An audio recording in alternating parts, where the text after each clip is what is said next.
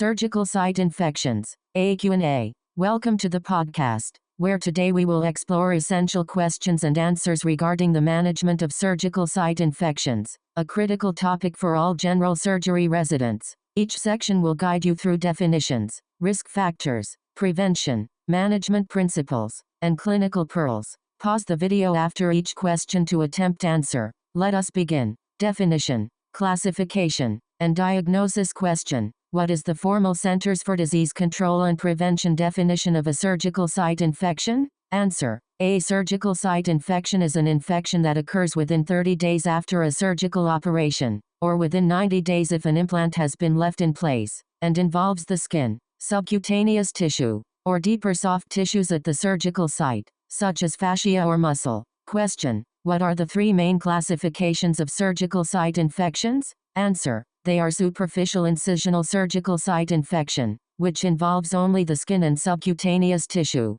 Deep incisional surgical site infection, affecting the deep soft tissues like fascia and muscle. And organ or space surgical site infection, which involves any part of the anatomy opened or manipulated during the operation, other than the incision, such as an intra-abdominal abscess or empyema. Question. What are the cardinal signs of a superficial incisional surgical site infection? Answer. The cardinal signs include purulent drainage from the incision, pain or tenderness, localized swelling, redness, or heat, and the possibility of spontaneous dehiscence. Question. A patient presents with erythema around their incision on post-operative day 3. Is this always a surgical site infection? Answer. No. Mild localized erythema can be a normal inflammatory response. Concerning features include expanding erythema, warmth, tenderness, and systemic signs such as fever. Cellulitis remains a clinical diagnosis. Question. What is the significance of a positive culture from a closed wound?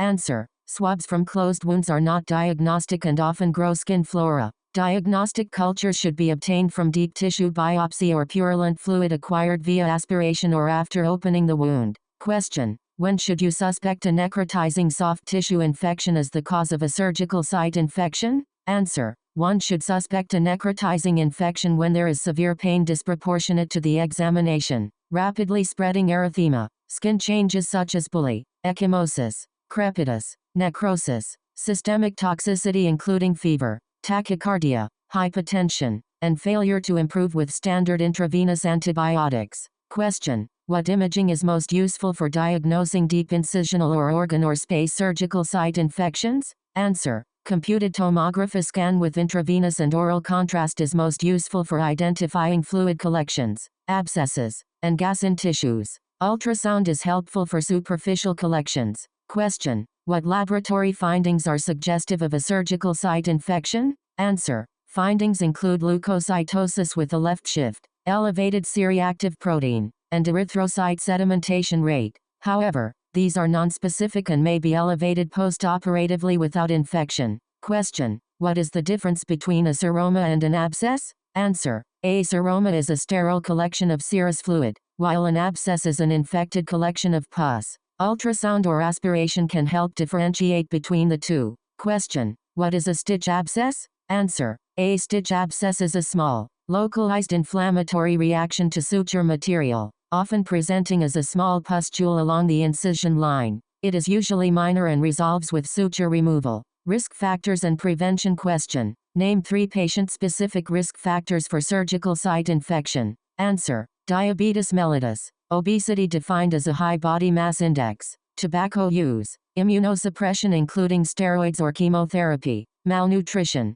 remote sites of infection, and prolonged preoperative hospital stay. Question. Name 3 procedure-specific risk factors for surgical site infection. Answer. Long operative time, contaminated or dirty wound classification, emergency surgery, poor surgical technique, intraoperative hypothermia, and blood transfusion. Question. What is the most important modifiable risk factor for reducing surgical site infection risk? Answer. Proper timing and selection of prophylactic antibiotics, administering them within 60 minutes before incision or 120 minutes for vancomycin or fluconazole, and redosing for prolonged cases. Question. When is hair removal indicated preoperatively, and what is the correct method? Answer. Hair removal is indicated only if it will interfere with the operation. It should be done immediately before the procedure with electric clippers. Shaving with a razor is discouraged due to microabrasions. Question: what is the goal blood glucose for perioperative surgical site infection prevention? Answer: the goal is to maintain serum glucose below 180 mg per deciliter, ideally between 110 and 180 mg per deciliter. Tighter control below 110 mg per deciliter increases the risk of hypoglycemia. Question: how does supplemental oxygen help prevent surgical site infections? Answer: increased fraction of inspired oxygen intraoperatively and for 2 to 6 hours postoperatively enhances oxygen delivery to healing tissues, improving neutrophil oxidative bacterial killing. Question: what is the role of mechanical bowel preparation and oral antibiotics in colorectal surgery? Answer: using both mechanical bowel preparation and oral antibiotics such as neomycin or erythromycin significantly reduces surgical site infection rates. Mechanical preparation alone does not provide the same benefit. Question: should antibiotic irrigation be used to prevent surgical site infections? Answer: the evidence is mixed. It is a common practice, but its benefit is unproven, and it should not replace systemic prophylaxis or meticulous technique.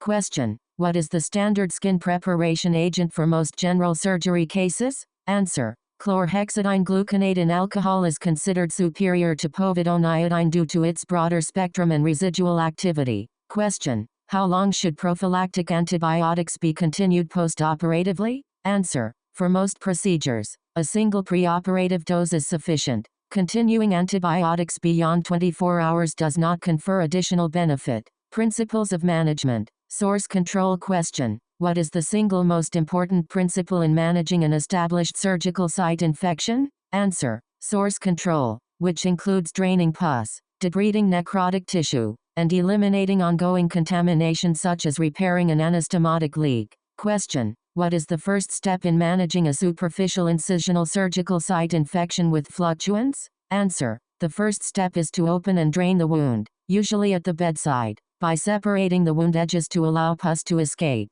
Question: after opening a wound, what is crucial to ensure? Answer: it is essential to open the entire wound and break up all loculations, either with a finger or instrument, to prevent undrained pockets. Question: should one pack an opened wound? Answer: yes. Packing with moist saline gauze or similar dressing helps wick exudate and prevents premature superficial closure, which could lead to recurrent abscess formation. Question: how often should a packed wound be changed? Answer: initially, packed wounds should be changed once or twice daily, depending on drainage. As the wound heals, the frequency can decrease. Question: what is the management for a deep incisional surgical site infection, such as fascial dehiscence? Answer: this is a surgical emergency requiring operating room exploration, irrigation, and debridement. Question: what key finding differentiates a superficial surgical site infection from a deep infection with fascial dehiscence? Answer: fascial integrity is critical. If the fascia is intact, the infection is superficial. If the fascia has separated, it is a deep infection and represents wound dehiscence. Question: when is negative pressure wound therapy or wound vacuum-assisted closure useful? Answer: it is useful for large open wounds after debridement, promoting granulation tissue formation, reducing edema, and managing exudate. It can help bridge to delayed primary closure or healing by secondary intention. Question: what is an organ or space surgical site infection, and how is it managed? Answer: it is an infection in a body compartment manipulated during surgery, such as the abdomen or pelvis. Management depends on stability. Percutaneous drainage by interventional radiology is first line for a contained abscess in a stable patient, while operative drainage is required for peritonitis, sepsis, or failed percutaneous drainage. Question: when is reoperation mandatory for a surgical site infection? Answer: reoperation is mandatory for necrotizing fasciitis,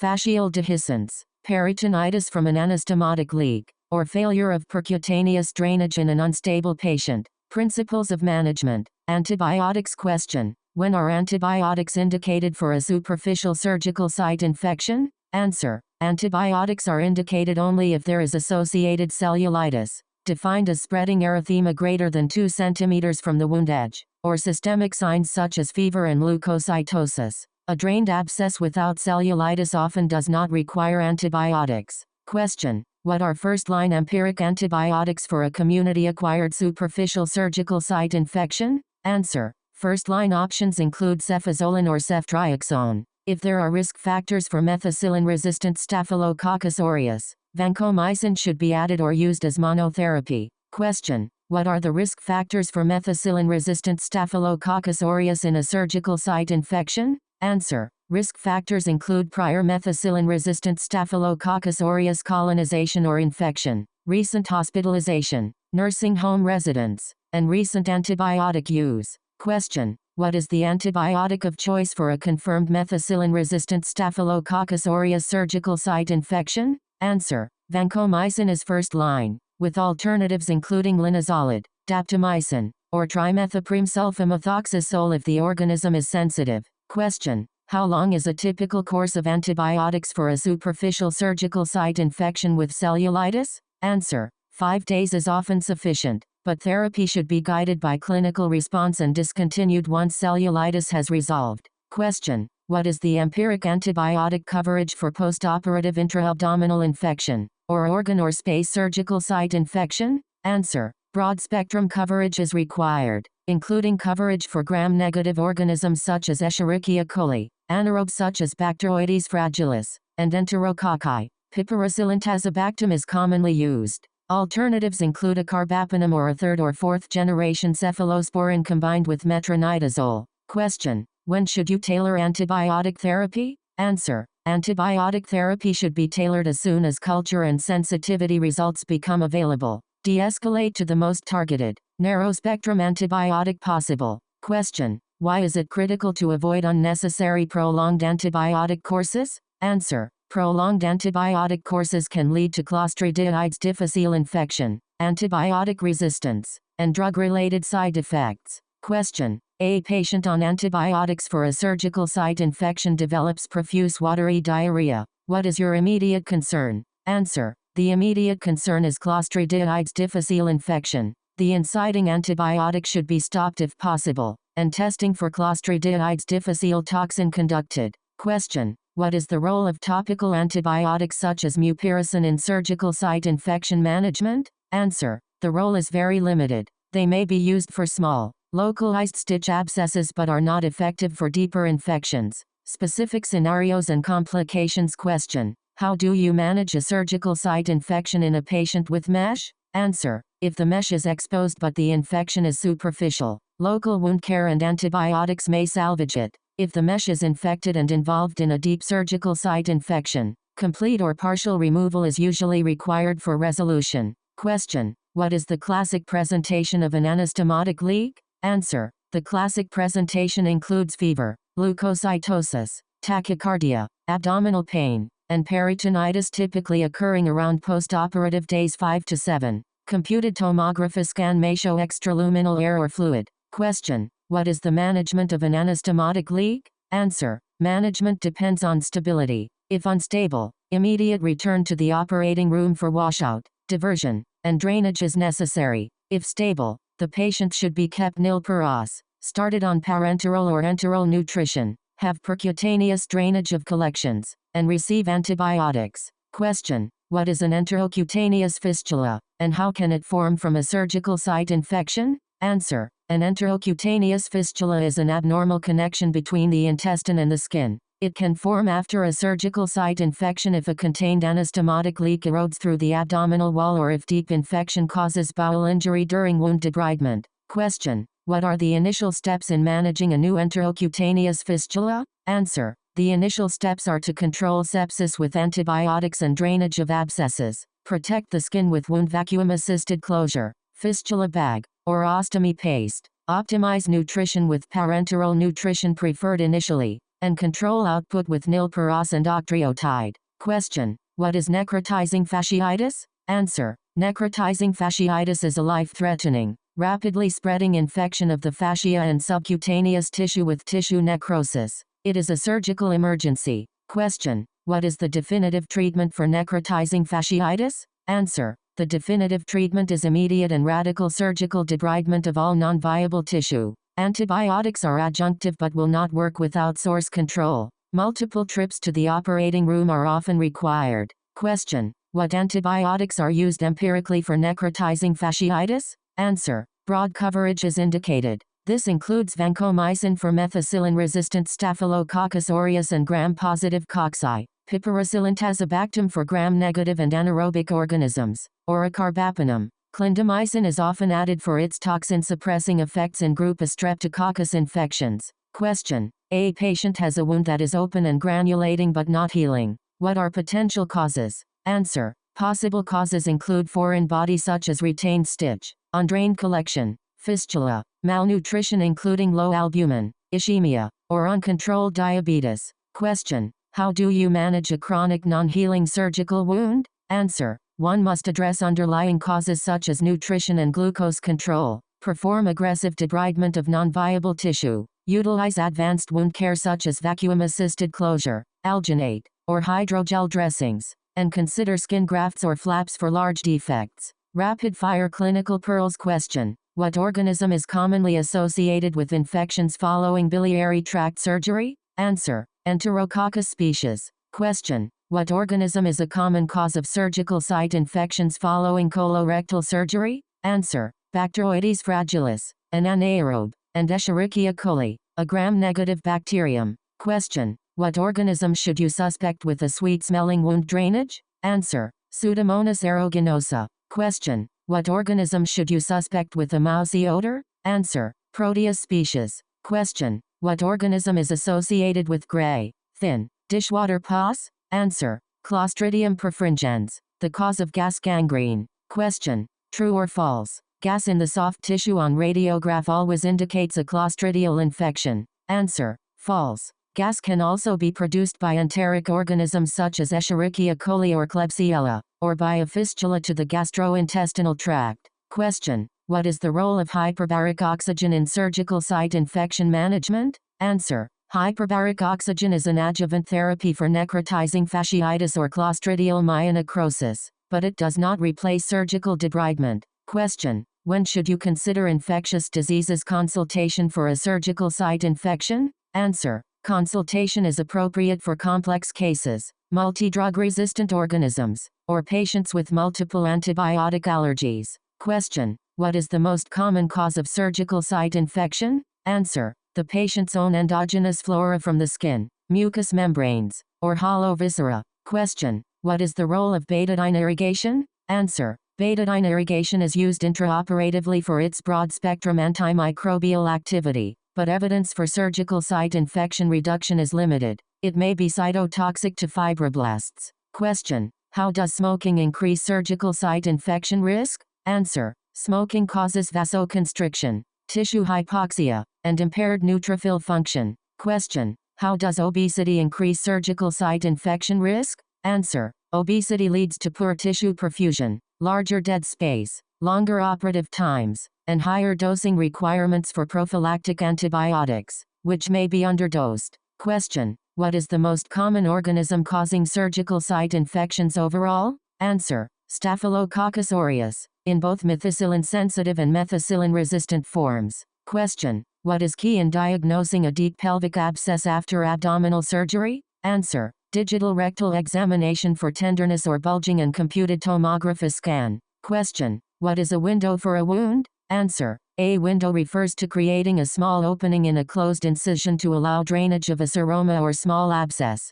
avoiding the need to open the entire incision. Question. When can delayed primary closure be performed? Answer. Delayed primary closure can be performed after an incision has been open for 4 to 5 days, if it appears clean, pink, and granulating without signs of infection. The edges can be approximated with tape or suture. Question. What is the difference between secondary intention and tertiary intention? Answer. Secondary intention involves allowing the wound to heal by granulation and epithelialization. Tertiary intention, or delayed primary closure, is surgical closure after a period of open observation and wound care. Question. What is a risk factor for fungal surgical site infections? Answer. Risk factors include prolonged antibiotic use, immunosuppression, total parenteral nutrition, and prior abdominal surgery. Question. When should you suspect candida in an organ or space surgical site infection? Answer. Suspect candida in a critically ill patient who has failed initial antibiotic therapy for peritonitis,